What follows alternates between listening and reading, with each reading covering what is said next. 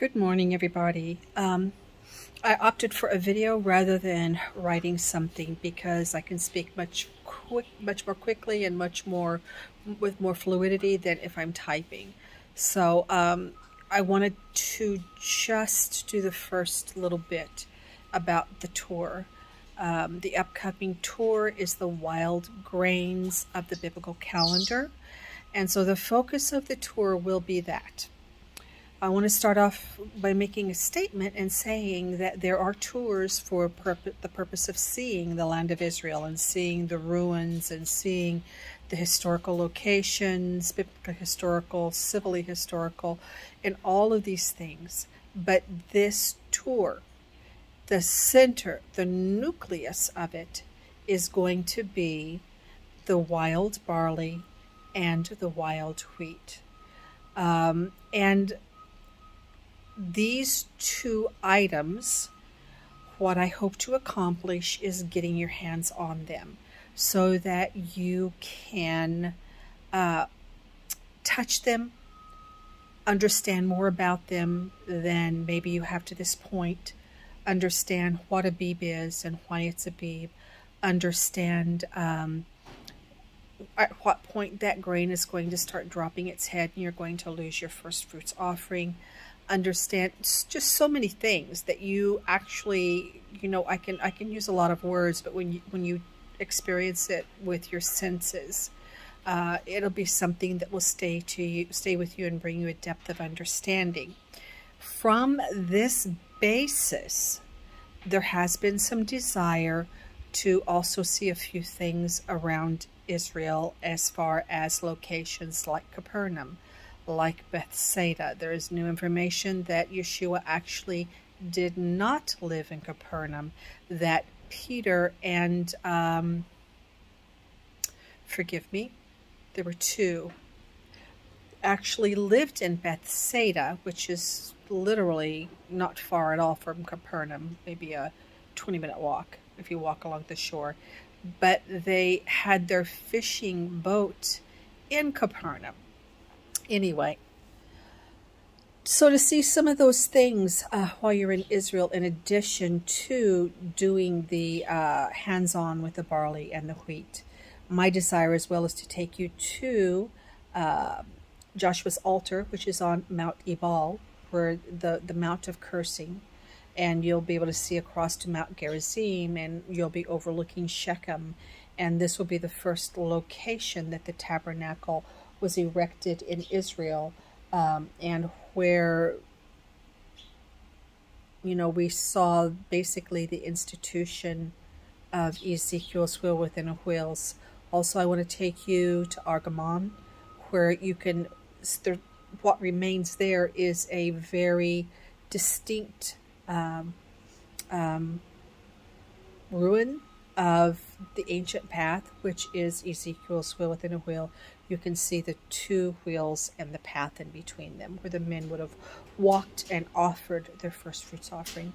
So there are some things for me that I know that Elohim would want us to do in this tour. With that said, the rest of it needs to be flexible, and the rest of it is subject to change. What ruins we get to see and what days they fall on, that may vary. I may have to do some switching around.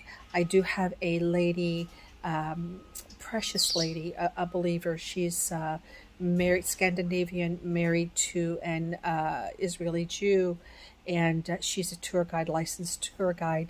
She is the one I've asked to take us into some of the sites, like Mount Ebal will be in Palestinian-controlled territory, and she is licensed to carry an arm. So we will go in with a tour guide who has an arm, a sidearm. These things are just the facts of life in Israel. When I went to Mount Gerizim for their Pesach to watch them sacrifice the Passover lamb, which they still do annually, we were a couple of busloads, I actually think, maybe even three, of English-speaking Israeli citizens that went in with the tour guide, and our bus was armored. when we went into Gerizim. So, and our tour guide was armed. So these are just the facts of life here in Israel. But I want to get you into some of these places that are very significant to the subject, and that is the biblical calendar, how we know it, and tie it in for you to Ezekiel's wheels, that profound revelation that the Spirit of the living God allowed me to touch last year, and I'm sure I don't understand all of it yet. Okay, so that's the tour. The next thing is I want to encourage you as you begin to prepare yourself to come to Israel that you bring, I get mine on iHerb, and we could make a homemade electrolyte, but that's time consuming, and it would actually take up a lot of space in your refrigerators, in your facility where you'll be staying. So you can get a plastic tube, and it has these little tablets inside of it, and each tablet is a serving. You can drop those in your water and drink them on the go. It's going to be really, really, really, really important to stay hydrated, because we're going to be out. You're going to be harvesting barley. You're going to be harvesting wheat with a hand sickle. You are going to be out in the Israeli sun. You are going to perspire. And even if it's a cool day, you'll be amazed how quickly you will dehydrate in a temperate day at this altitude. In case you don't know, Lake Tiberias, the Sea of Galilee, is the lowest freshwater lake in the world. And then the Dead Sea is the lowest sea in the world. So something about these elevations, even if you don't perspire, you are going to dehydrate very quickly. And for your own health and safety, I would like for you to bring the equivalent to 1 serving of sports electrolyte that you can consume every day. And then when you arrive, I'll give you packets of really good salt that you can supplement with. Really good salt, meaning Dead Sea salt, that you can supplement your electrolytes with, and just sprinkle that in your water, sprinkle it in your coffee, sprinkle it in your juice, whatever you're drinking, sprinkle that salt. There might be locations on the tour. For example, if we go into Capernaum, which is the plan, that is owned by I think the Greek Orthodox Church, that location is, and they won't let you go in with bare shoulders. So I would suggest that you know, if you want to wear straps or sleeveless, great. Bring something light to cover your shoulders with. Again, if we go into the old city to the Western Wall, the Orthodox ladies there will just badger you to cover up. Here, buy a shawl, take a shawl, cover up. You're not proper. You're not dressed. You know, you're disrespectful. So come with the ability to layer yourself. What else?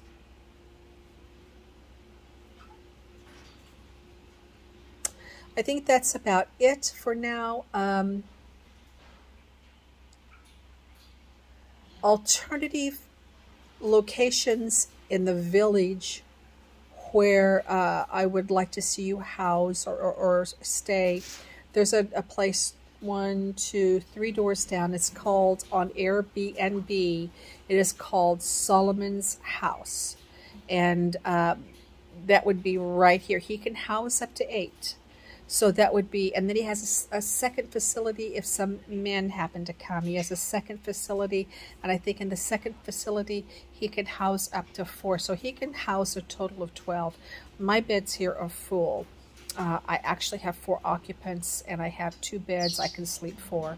So my house here is full. Solomon's is 3 doors down. It'll allow you to be within walking distance, because when we clean the grains and we do that whole process, it will be here on my property. And so Solomon's House, Perea Elite, Israel, Airbnb, and you'll find his facility there.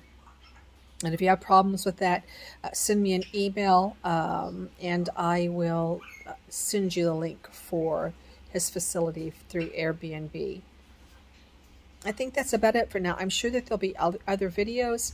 If you have questions concerning anything that I have said, please send me an email. Also, the thing is you're going to have to be patient with my response time. soup to nuts here on the property, and you're going to see that God has blessed me with a beautiful, tremendous garden that He has prospered on the property.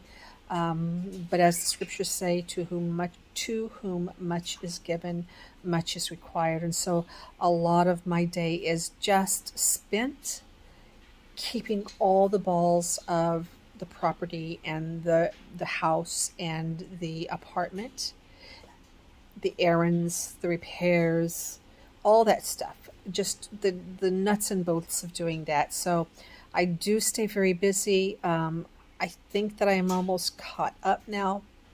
So hope I'm almost caught up.